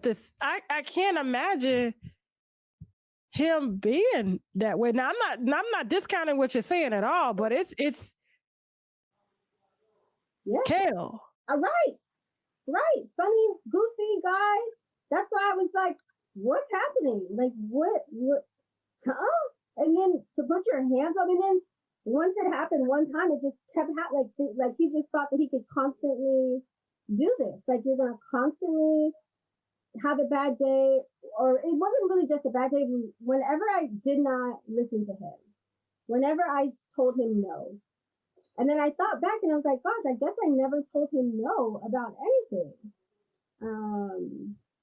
And then as soon as I started having boundaries and I'd be like, no, I want to go to my parents' house. No, I want to hang out with my friends. No, that's when the abuse started. Well, that ends. I found out that he was like, there's some kind of relationship going on with his barber, who was a male. And I questioned him on that. I feel like that's probably like one of the worst. Are you alleging that Kel was having a same-sex relationship with a man? Yeah. I found the proof. What proof did you find? Some text messages and some pictures. And he was paying his barber during this time, we didn't even have any money. So I'm like, why are you paying your barber $5,000 for haircuts and your hair? It's like bald. Like, I didn't even understand it. And then he actually shaved his hair bald, like in the middle of all of this. So I was just like, what the hell's going on? And so when I questioned him about it and I asked him about it and I constantly asked him about it, because there were other incidences where I thought, like the Nick Cannon thing with him on the bed with the cheerleading outfit, like there were some other incidences where I was like, and we had talked about it in detail because I don't have those parts. And so before we got married, I even asked him about it. And he was like, no. Well, before you got married, you asked him if he was gay? I did. What made you think he was gay? Bisexual, if he likes men. What made you ask him that? Well, because so Kel used to like me to put on my cheerleading outfit for him and do cheers and stuff. And so one time I came in and Nick Cannon was in my cheerleading outfit on the bed with Kel. Hold on. Kel had cheated on me with a prostitute. At this time, we weren't having sex. But he told me he wasn't gonna have sex with anybody else. Anyway, so he tells me he cheats on me with this prostitute. Comes back to LA. And I had already moved my stuff out. This is before we got married. So I moved my stuff out because my dad was like, if you continue to go out with him, you can't come back home. So this is before I turned 18. And so I moved out basically before 18. And, okay. And I didn't know that later on in life, my dad was like, I did not mean it that way. But when you're a kid, you think, you know what I mean? Like you really believe it. So, so I actually had moved in with Kel, and then I had moved out. I actually moved in with Megan Good and her sister, Lamaya. Okay. And I'm just trying to pull up this Kel. Keep talking. I'm listening to everything you saying. So I remember this picture with Nick Cannon and Kel Williams. And there was a cheerleading outfit, right? Oh, yes. They did it. They did an episode. Yes. So I had broken up with Kel and I told him that we were done, whatever. And so I still had the key though. And so Kel was crying. He was like, please, he was like, I'm going to kill myself. He's like telling me all this stuff. So then I came inside the house and I heard some people like laughing or talking. I heard something. I thought it was a TV. And I came inside. There was 2 bedrooms. I came inside the spare bedroom and Nick Cannon is in my full cheerleading uniform, like with a boxer briefs on. Like my full cheerleading uniform, and Kel's like halfway like in the bed, and I'm like, And then, so when I came in, like Nick does like this little chair, and I'm just like, I'm confused. So after that incident, I had asked him like, I don't know, he's like, Nick was trying to make me laugh, and I'm just like, okay. I mean, oh Lord, not two of our childhood favorites was trying to make you each other laugh in cheerleader outfits is in the bed. Oh Lord. No. Okay, so and he told you that nothing was going on, and you believed him until you found text messages, according to you, between him and his barber, whom he was paying $5,000 to. Now, what did some of the text messages say that you could remember? He was looking sexy. He had pictures with his shirts off. Like his body was looking so much better because they also worked out together. Like, oh, I was so happy. I can't wait to see. Like, they was having like a whole dang relationship. So was that the breaking point for you? No. Please tell me. You stayed? I did. I believed him. I really like. I never wanted to get divorced. I really believed him. And I was like, you know what? So much stuff comes with marriage. My parents are still married to this day, so I'm just like, you know, I believed him. He was basically saying like, according to him, he told me he got so mad at me and hit me and became abusive because I accused him of being with a man, and that, like, you know, hurts his ego and his stuff. So like he ended up blaming the reason why he was hitting on me because the accusation. For me to even think like that was a problem for him. So according to you, he's beating you. There's gay activity going on. Mm-hmm. When did you finally? Who decided to leave the marriage after 11 years? Yeah, I still didn't leave. I still believed him. So let me tell you what was the breaking point of you leaving then? What if he can do all of that? Man, when did you decide to leave and why? So Kel decides that he's going to turn down the $1 million movie because his side girlfriend, stripper girl, tells him he shouldn't be in blockbuster movies. And so he turns that down. And I was like, because I had spent everything. I'm like, what do you mean? We go to the meeting and Kel's like, I don't want to do it anymore. So that was kind of like first little thing. I'm like, wait, we don't have any money? And you're going to turn down $1 million for the next 10 years because of some prostitute girl tells you? I mean, after all this, I just couldn't even believe. So that was kind of like, that was part of it. And then the other part was the fact that he tells me, he's like, I really want to do a horror movie. So instead of doing the movies, you know, the $1 million movies that we had just gotten this deal, Kel decides to do a movie called Bones, which is a horror movie, because he really wanted to be in a horror movie with Snoop Dogg for $60,000. And he's like, I'm going to go film this movie in Canada. And all the way leading up to filming the movie in Canada, the domestic violence was just out of control. Like, he was constantly hitting me, constantly abusing me. Finally, I got the strength and I called the police. And after I called the police, when I got there, Kel was signing autographs with the police officers. And so I'm confused, like, what? Because what's happening? So I ended up getting arrested for domestic violence. And that's when, like, I really started seeing, like, the true other side of Kel. Because when I got arrested for domestic violence, what Kel did was he was like almost every single day after that, I want to say up until the time that he left for Canada, he abused me, knew that I couldn't fight back because I had a pending domestic violence case. And he knew that I wasn't going to call the police anymore because if he got arrested, he couldn't go to Canada and make the dang $60,000 because he turned down the $10 million. So he's like, look, we don't have that much money. He's like, I really want to work our relationship out. He's like, I'm going to go film this movie. I'm going to go to therapy. And while I film the movie, do you mind if my parents watch the kids? And when I come back from filming the movie, then I'll come back early, and then you and I could go to counseling, and we'll have some time for ourselves to just work on our relationship.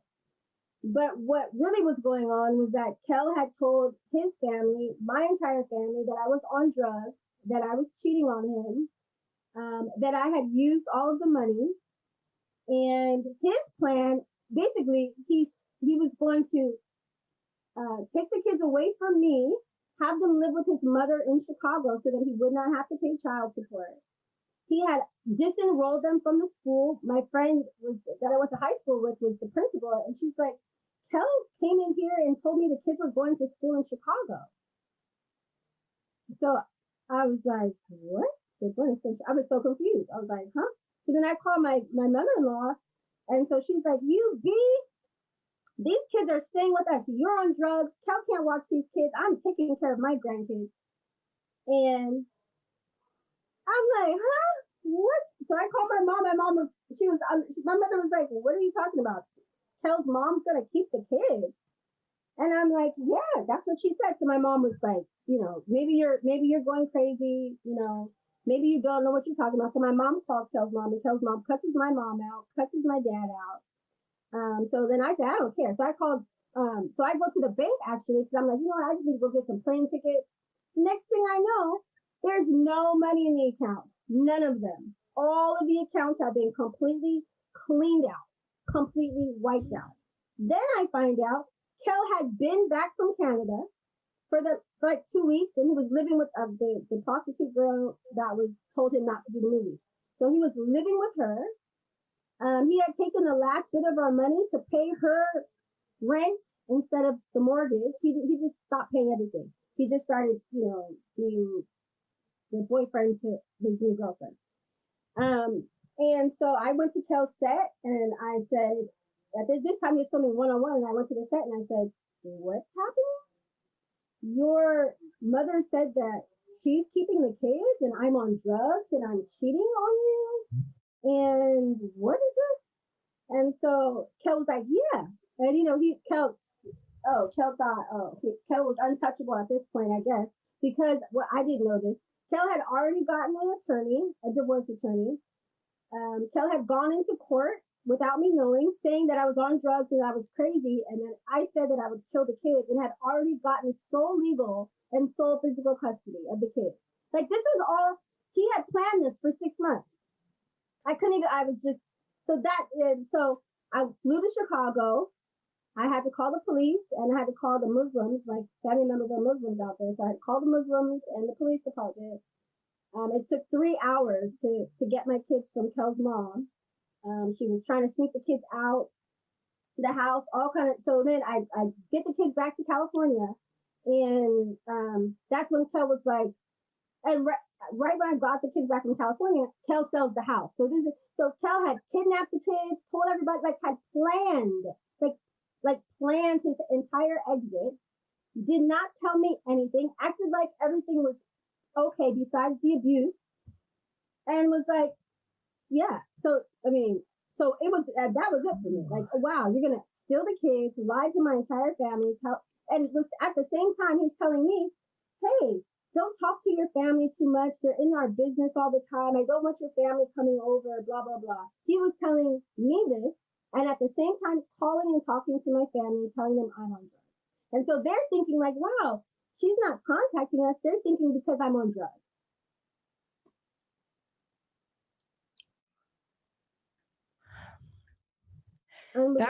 That was all that. That was a lot. And I could tell it seems like you've been waiting to get this out.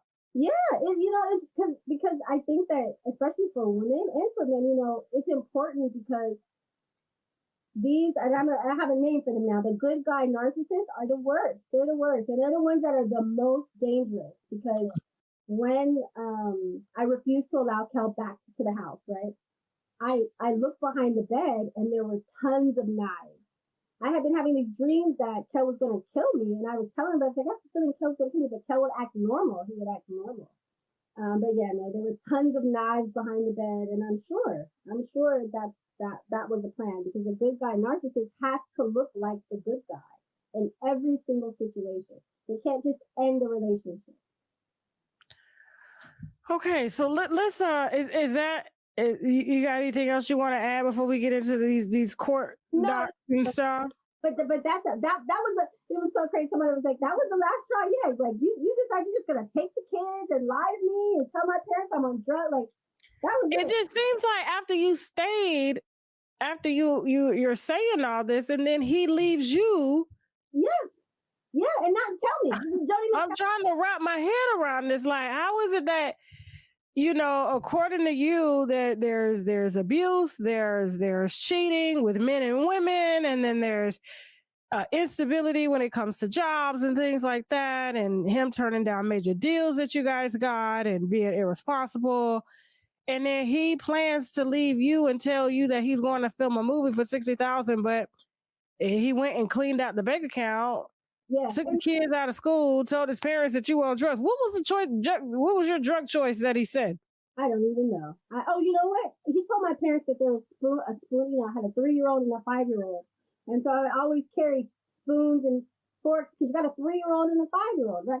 He's like, oh, there's a spoon. I don't know if he was trying to say I was on heroin. I don't know. I don't even know what you do with the spoon, but I'm thinking it's, I don't know, heroin or something.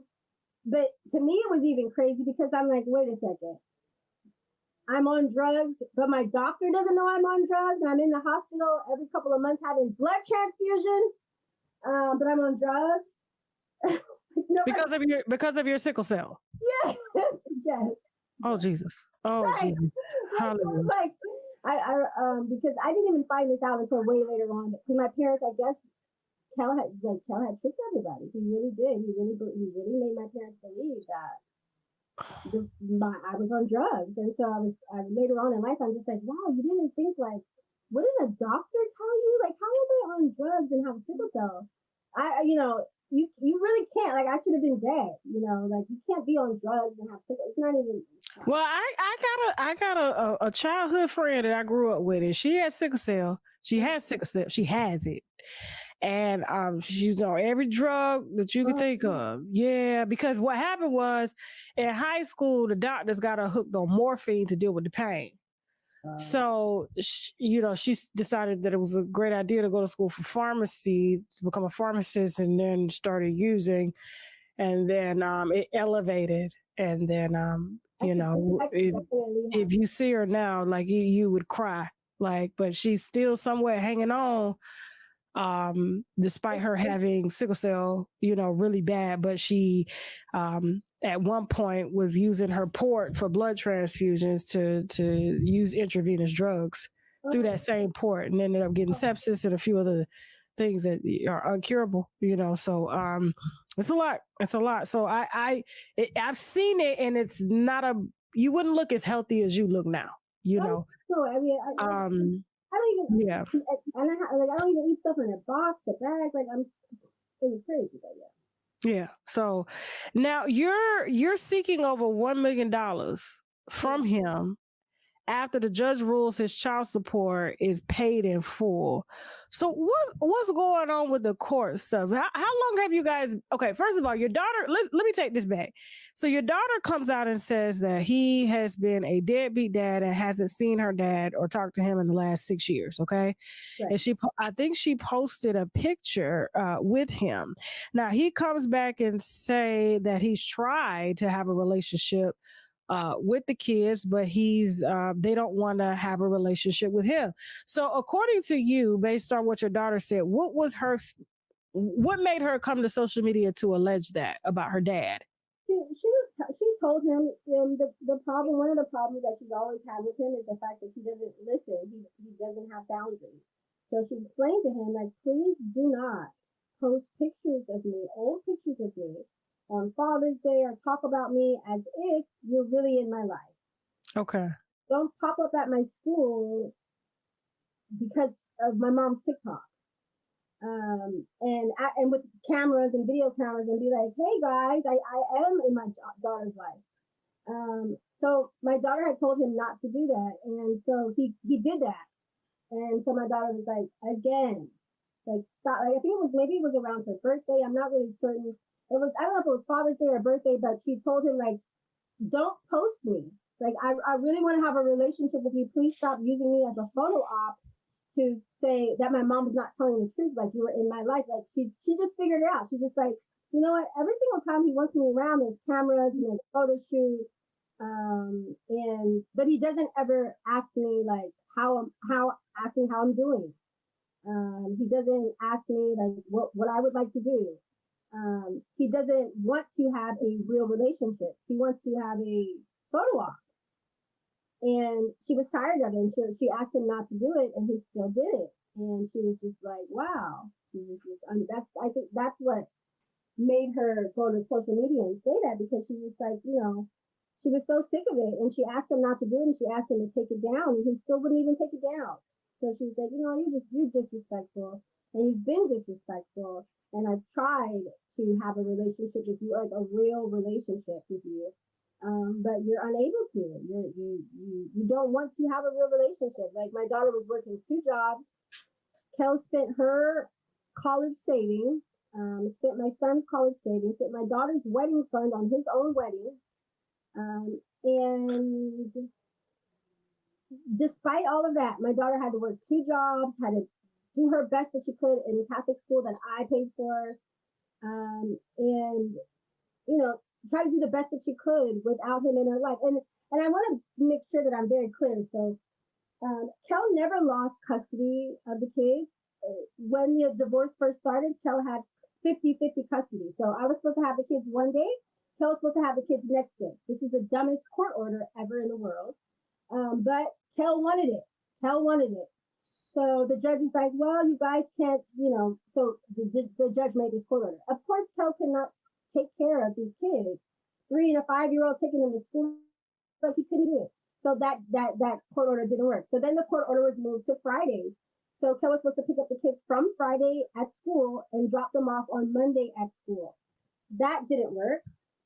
That order was moved to 2 weeks, then it was moved to once a month, and Kel would just randomly be like, I want to pick up the kids today. And like, so my kids were used to crying. They would constantly want to call him and talk to him, and it was horrible. Then he would pop up, like, I remember one time he popped up at their school and was like, hey guys, yeah, these are my kids. You know how sad that would be, like, to have your dad be like this cool person, and then the kids are like, well, where is he now? Like, and then he has no contact, does not talk to them. Grandparents, nobody talks to them. And then I want to say maybe like year 5 of Kel not seeing them, I get a lawsuit from Kel's mother saying that she wants to have grandparental rights. And so I have to spend $60,000 on this stupid lawsuit when her son never even lost custody. Like, he could have always seen the kids. So after we went to trial, I let the court know. I said, I'm not going to do this anymore. I'm not going to allow Kel to come in and come out. It's not going to happen. So Kel was supposed to have monitored visits and supposed to pay for therapy, for reunification therapy for the kids, so that, you know, he could develop a relationship with them. Because the last time that he had actually picked up the kids, he took them to the doctors for a paternity test. So he didn't see the kids, didn't talk to the all of a sudden what pops up, I need a paternity test, even though they have his whole dang face. And I was a virgin. Besides all that, they have his whole face and I was a virgin. Besides all of that, he needed a paternity test. So he gets a paternity test and finds out, obviously, that they're his children and still doesn't see them. So he had told my son was very, my son looks like him now, but he did not look like him when he was young. He looked like me. And so he's fair, he's lighter than me. So Kel was like, that's not my kid in his brain. He has the colorism issue. It was like, that's not my kid. So the last time that my son had seen him, Kel tells Lyric, that's my son, our son's name, I don't think I'm your dad. So I'm like, you know what? The last time you saw your son, you're telling him you're not sure if you're his biological dad. And Kel never clears that up, nothing, just leaves it at that. So I'm like, you know, obviously these kids are going to need some counseling when you do come back in their lives. And so Kel he still had custody. He was still able to see them once a week or once a month, whatever he wanted to. But he chose not to. He decided to, put all of his efforts and everything into his relationship with his new wife. And, so. Who was the new wife? Asia Mitchell. So while we were going through our divorce, Kel just kept coming to court only to talk about the bifurcation. He was not concerned about custody. He didn't even care about it. He would come to court just in order to get legally divorced so that he could remarry Asia. Like, this is all he was concerned about. And Asia knows about this. Like, is he still married to Asia to this day? Absolutely, yeah. Oh, absolutely.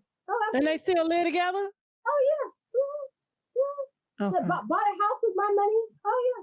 Mm-hmm. When you say bought a house with your money, like, what do you mean? The money he owe you? Yeah. And then told our kids that, oh, it's a 4-bedroom house. You guys, because the kids have never been able to spend the night with him ever. So he tells the kids, well, now I have a place for you guys to stay. They haven't stayed at the house in one day. Kel turned their room into an office and a gym. Oh, Lord Jesus. So why did the court end up denying you, saying that he's paid all the support, spousal support, child support, and doesn't owe you money for the lien that was placed on the house that was awarded to you based on based on what you got in the divorce, but the tax debt that he got from not, according to you, paying taxes and fraudulently filing taxes, they put a lien on the house. And I guess the way I'm looking at it, because there's a lot of cases that come my way and stuff, and I have to kind of look at how things are kind of presided over. But I'm not a judge or anything, but I got to read this paperwork for the dissemination of stories. Once you're awarded the house, whatever comes with that house, you take on any of the responsibility. So is that what the judge is essentially saying? Not at all. So we actually had 2 full evidentiary trials because Kel sold the property to a real estate broker by the name of Stephen Kenilworth using a real estate agent, her name is Connie Almond, and stole the house from me. So what ended up happening is after the divorce and after our 2 trials, the judge was like, wow, the house is your house and Kel owes you $425,000. Plus, he owes you $101,000 because of him filing those back taxes, and that 101 lien is on the house. So I actually won like $565,000 plus the house. That's what happened at the end of the divorce. By this time, though, I had basically run out of money. I was just out of money. My kids were in private school. There was no way that I was going to be able to support my kids' private school and do all this stuff with court. So once that was done, I kind of just left it alone. So what this judge is talking about is complete fraud. Kel's attorney is fraud. So Kel's attorney lied on court documents, Kel lied on court documents, stating that I got $990,000 from who knows. Then on other court documents, at the same time, he says, I got $425,000. So at this time, because the only thing I was supposed to do was just to collect. So once Kel started making money, I said, okay, cool, I'm just going to collect now, right? So I left him alone. I didn't even do anything. I just left him alone. I just forget, I'm just going to leave him alone. I left him alone. So once he started making money, Kel said, okay, once I start making money, I'll make sure you're going to be paid back. The kids, I'll fully pay for the kids' college. That was a lie. And he never did any of the stuff that he said he was going to do. And so I was fed up. So I froze his bank account. So Kel's little fraudulent attorney gets this fraudulent judge to basically go against. So we had the 2 trials. We had at the end of the trial, like I said, I got the house plus $565,000. We also had an appeals case, and Kel also went to bankruptcy court. in bankruptcy court in an appellate case, they both said, Kel, you owe her this money. Kel gets this attorney and this judge, and they all are working together. The judge does not care what my attorney is saying, because guess what? My attorney was working with Kel's attorney to just make sure that Kel paid for my attorney and his attorney. And so I'm telling my attorney, I'm like, all I needed was a writ of execution. Like, for 3 years, we've been going back and forth about this money that is just doesn't even exist. One. Number two, it's malicious prosecution because it's irrelevant. Even if I did get $1 million, right? A family law court judgment is between Kel and I. That's it. There's laws that specifically state that a judgment is not, you can't just end a judgment, you have to pay it. So for the judge to have decided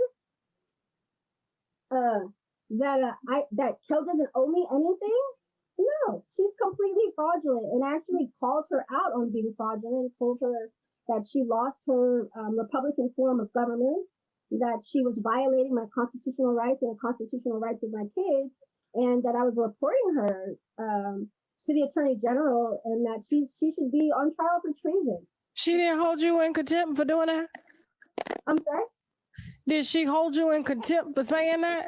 Oh, let me tell you what happened after that. So after I said all of that on the court record, what the judge, and I said, I have a feeling that my attorney and Kel's attorney are working in unison, in conspiracy, to basically just try to get as much money as possibly put from Kel. As long as I didn't. Hold on for a second. Hold on. We're having issues with the sound. Listen close and listen carefully. The olive leaf extract can reverse high blood pressure and diabetic high blood sugar, or the sugar, as some of our grandmamas may call it. It can also kill any nasty little bugs in your bodies, like parasites, bacteria, fungi, tumors, and much, much more. And if that's not enough, you can also tell certain cancers like breast, prostate, colon, liver, and skin cancer to take a seat, because the olive leaf extract has been known to fight it, and their friend lupus can get it too, okay? So I need my winos to be in good health, because we have some good dragging to do. So visit myoliveleaf.biz to help get your health in order. This one feels different, but it's definitely still some kind of love letter. Perhaps you have a secret admirer. Ooh. Do I want a secret admirer? Yes! There is a common theme.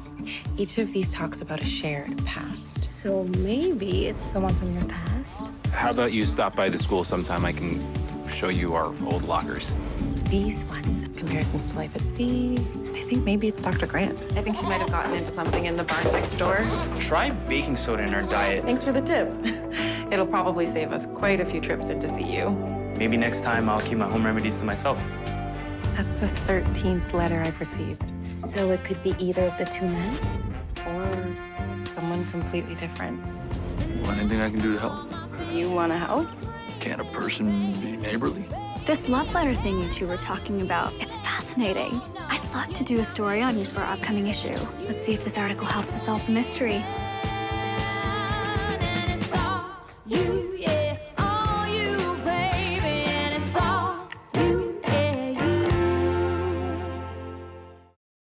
And my attorney were working in conspiracy, basically just embezzling money from Kel, because Kel was paying my attorney, Kel was paying his attorney.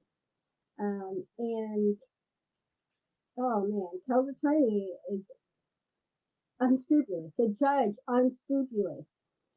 So I'm actually getting ready to get rid of the judge through a motion. And next thing I know, the judge disappeared and is now in civil court. And Kel's attorney is still going around telling people that I got this money. But, what's crazy is that I never got 1 penny from anybody. So after I won the house back, sometimes some people will never understand this, but when you have money and you have lots of money and you're white, you get away with a lot of things. So they basically, after I won the house, I was arrested for grand theft of house. After I spent close to $2 million on winning the house through 2 trials, I was arrested for stealing the house. So Kel's attorney knew the district attorney who was involved in that case. There shouldn't even have been a case. There shouldn't even have been a case. But this is the house. We purchased the house for $300,000. The house is worth $5 million now. So it was all about money. So it's worth how much right now? It's worth $5 million? It's worth $5 million. Damn. Yeah. So, and at the time that he sold it was worth $2 million. So we bought it for $300,000. By the time he sold it was worth $2 million. And didn't give you the money that he collected on the house. Oh no, he put the money in his little girlfriend's bank account. Yeah. And actually that money ended up just being used for attorney's fees because of what Kel did.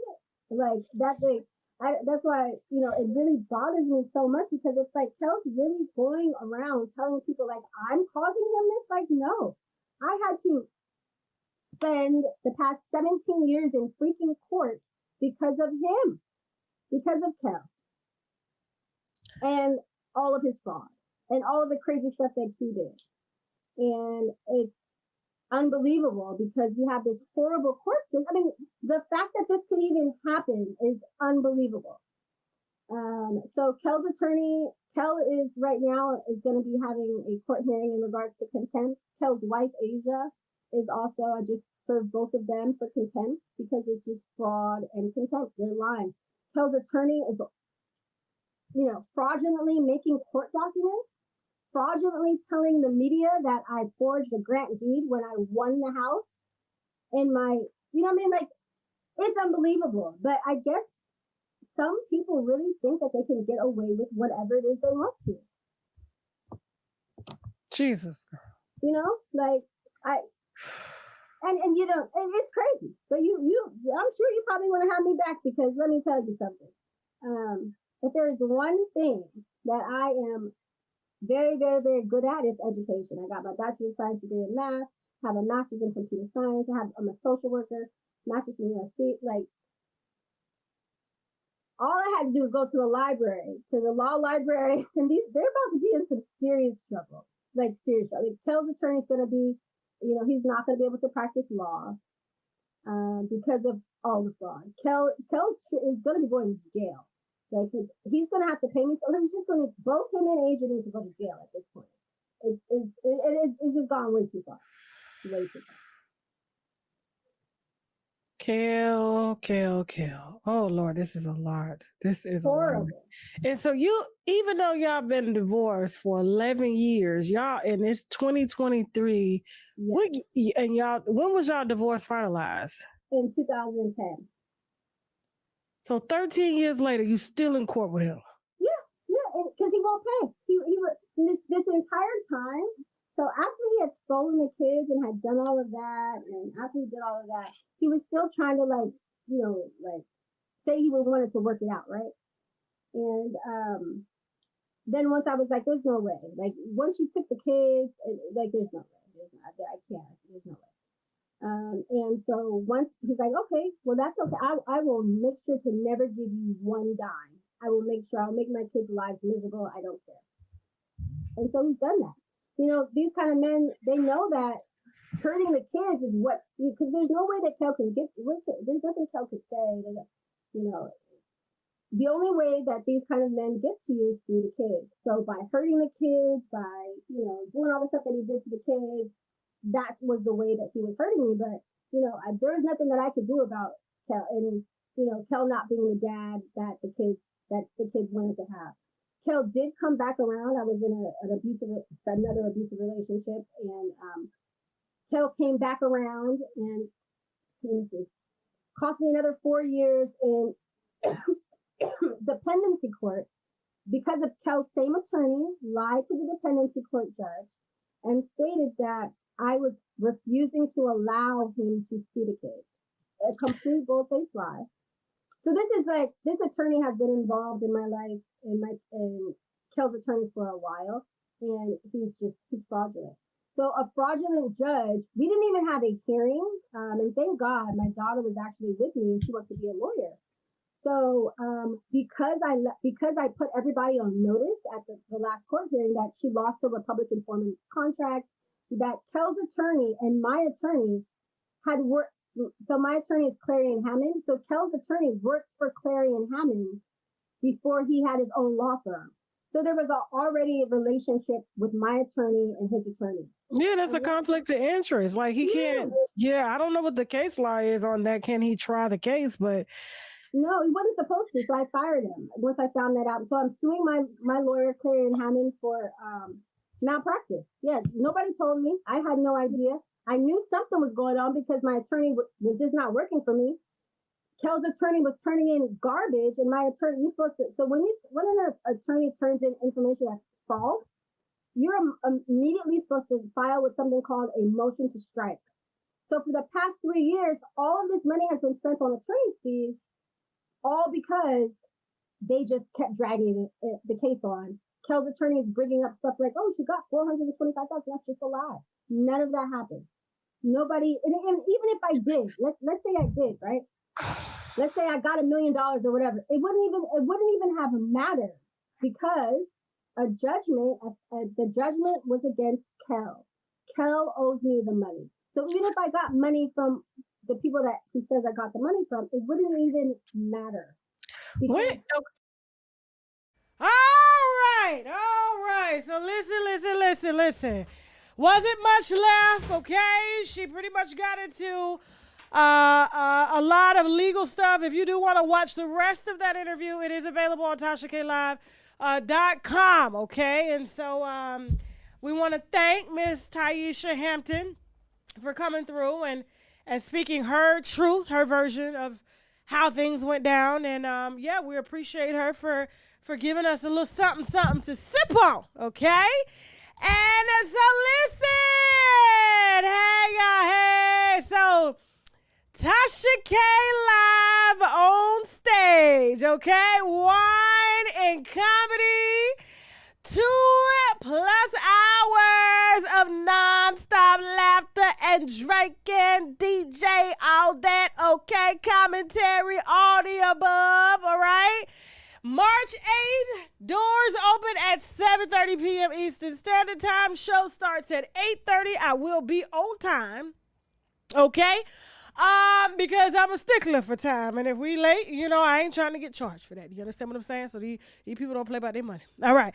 So I cannot wait. Like I said, for those of y'all that are coming in now, I announced earlier during the live, just in case you weren't here, because I did announce it earlier during the show, okay? We are holding our first exclusive live event in color with me on stage, okay?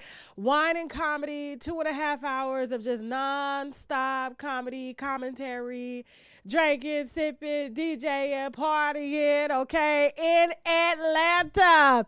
Tickets are now on sale. They are as low as $35. I do know so far we've gotten group rates on hotels. So if you do end up booking and you are traveling from out of town, I do know that we already have group rates available for that. So once you book using the Eventbrite link available in the chat and below this video to attend the event on March 8th, which is 2 weeks away, I mean, tickets are, like I said, less than 200 now, okay? They're going, okay? And I really appreciate all the love. I just can't wait to show y'all what we've been working on for the past, 4 months, okay?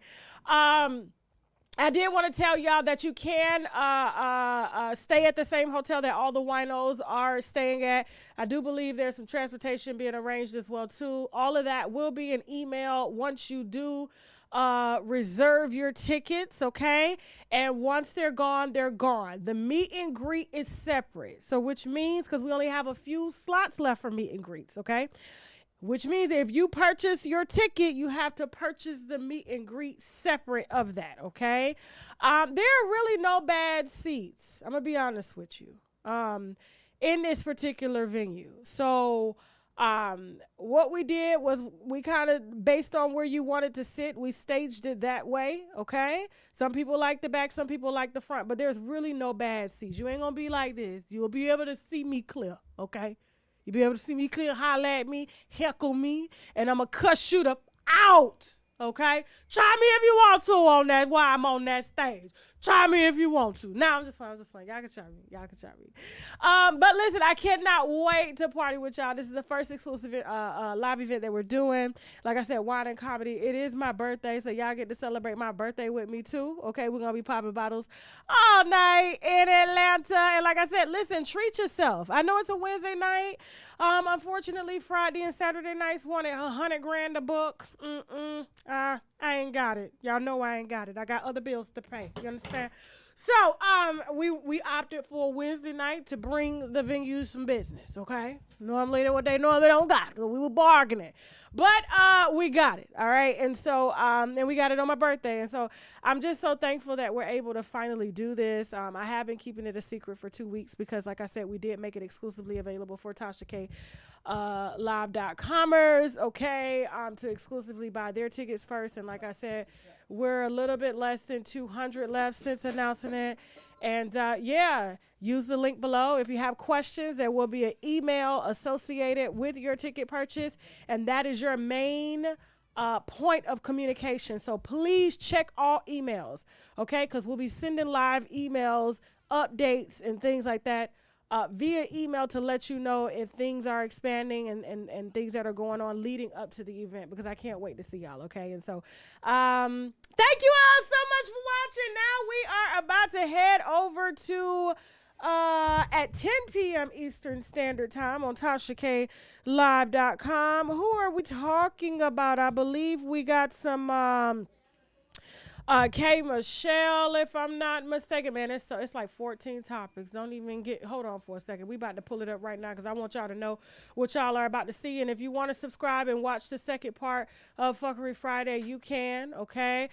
These are raw and uncensored topics that are not approved for the public platforms, okay? They are heavily censoring creators, and that's why we have our own exclusive site that we are now streaming on. And we're also streaming movies and TV shows and documentaries as well, okay? And tomorrow we even have a movie night, but I'll talk about that in a minute. So we're going to be talking about Mike Tyson, okay? Chris Brown, K Michelle. Who else we got on there? Lil Duval and those ridiculous tweets, okay? Who else? I'm looking at the and Remy Ma. So Remy Ma has to do with Mike Tyson, and like I said, we probably got about 9 other topics in addition to this. So I look forward to seeing y'all, especially if it's going to be your first time on TashaKLive.com tonight at 10 p.m. Eastern Standard Time on our site. Please, okay, go to the website and subscribe there. Then you can download the app and stream everywhere, okay? Cast to your TV. And like I said, we got a host of movies that we just rolled out, as well as TV shows, and we're having our first movie night tomorrow night, all right? And yeah, I can't wait to just continue the party with y'all. So thank you so much for tuning in tonight to part 1 of Fuckery Friday. We're about to do part 2. All right, if you have tips on your favorite celebrities, please feel free to email me, unwinewithtashak@gmail.com, or hit me in the DM on Instagram at unwinewithtashak, okay? Also, if you want to advertise on the platform, just like you see other advertisers doing, please hit us at ads, at TashaKLive.com. That is ads at TashaKLive.com. Please don't forget to follow, like, share, subscribe on every platform that you're watching from now, because we're streaming pretty much on most of the platforms, okay? And so we appreciate your love from anywhere. And don't forget to get these tickets before they're too late, because we're not reserving. Once they're gone, okay? And I love you, and I can't wait to see y'all in 40 minutes, all right? TashaKLive.com. Let's go. Hurry up. Bye.